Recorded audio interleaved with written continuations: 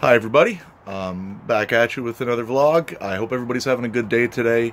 I started having a pretty bad day today, but I'm working my way through it. I'm a little shaky. I got quite a bit of the anxiety bug. Thank you so much everybody for all the questions. I have a ton of them. It has been brought to my attention that I'm horribly tech disabled. And thank you all for the suggestions, and for those of you that have talked to me about it or have messaged me about it.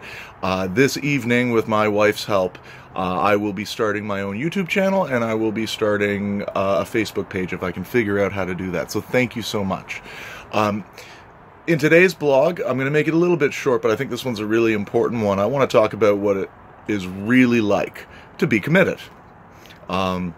Not committed to a goal or to wellness, but literally to be committed. Before I went in the hospital, it was probably something that I never, ever thought I would ever do. The negative stigma associated with just the entire process, I found so scary. And I didn't know what would happen to me, basically, once I went in. I didn't know if I was going to be strapped to a bed with a straitjacket. I didn't know if I was going to be arrested. I didn't know what to expect. And what I want to talk about today is my experience there, and I'm really hoping that my experience can help an awful lot of people that might be on that edge, that might need that help. Because being committed,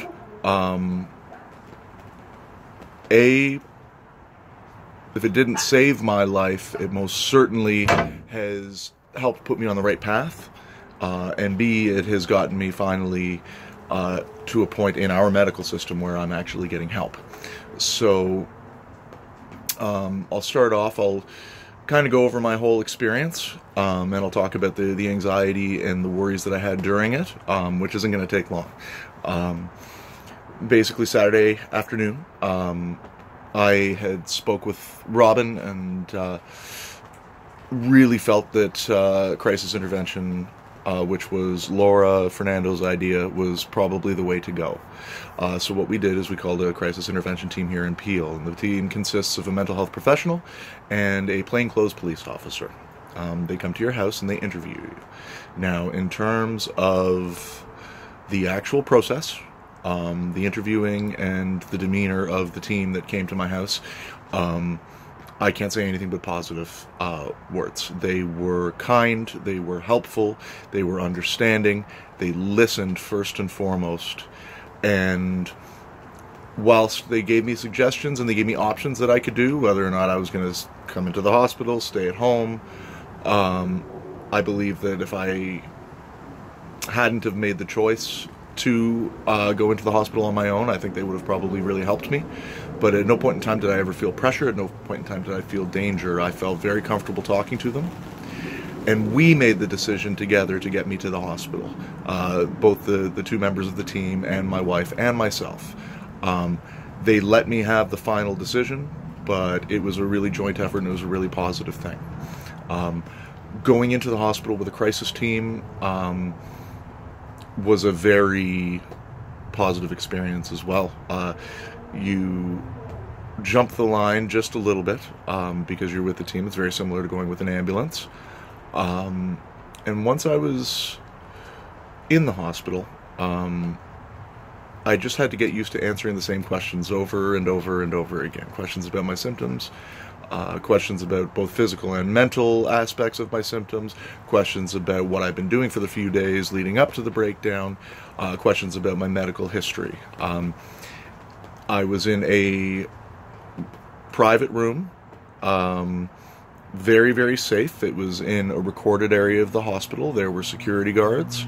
However, while I was in the room, I was completely isolated and I felt completely safe.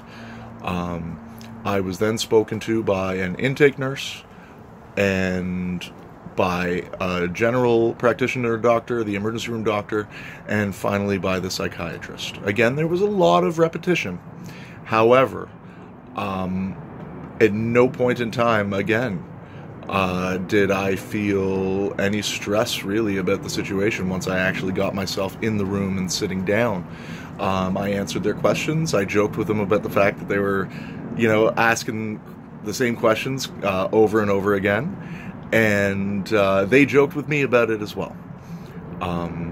They made the decision to put me on a Form 1, which is a form that any mental health patient where they have a fear of harming themselves will go on. And at that point in time, I was taken up to Ward 2D, which is the mental health ward in Credit Valley Hospital. While I was at the mental health ward, there were a few things that I had to get rid of. I had to get rid of my belt. I had to get rid of anything metal. I had to get rid of anything sharp. I was put to bed at around 11 o'clock at night on Saturday. Very comfortably. I was in a ward room. However, all of the beds in that ward room were completely separate beds. There was a shared living room, and each bed was in a small separated room or segregated room. So the living conditions were very, very, very comfortable, to be dead honest. And you know, once I put my hospital gown on, the ones with no strings, you have to fold them over. It was kind of funny. I wore like 3 hospital gowns for the first 2 days because I couldn't figure it out. And once I got that going, that was the end of my commission process. And, you know, a lot of you guys are probably looking at me going, well, you know, that wasn't much. And that's what I really want to drive across in this vlog, is that for probably a year, I've been thinking that this thing was a worst case scenario.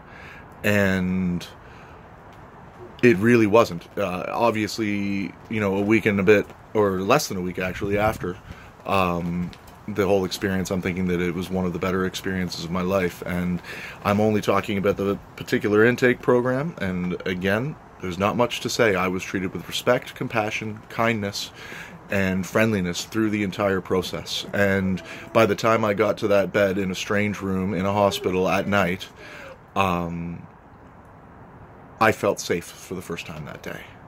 So if there's anybody out there that is feeling like they're on, you know, that tightrope, know that the decision, as hard as it is to get yourself mental health, as hard as it is to make that decision, making the decision was the hardest part of it. And I'm going to come back at you with my next vlog very shortly. I've got a ton of things to talk about, and I'm going to put them on multiple platforms once I figure that out. If anybody has any other further questions about the about my commission process, please text me, message me, DM me, whatever you need to do. Let's talk about it. We'll talk soon.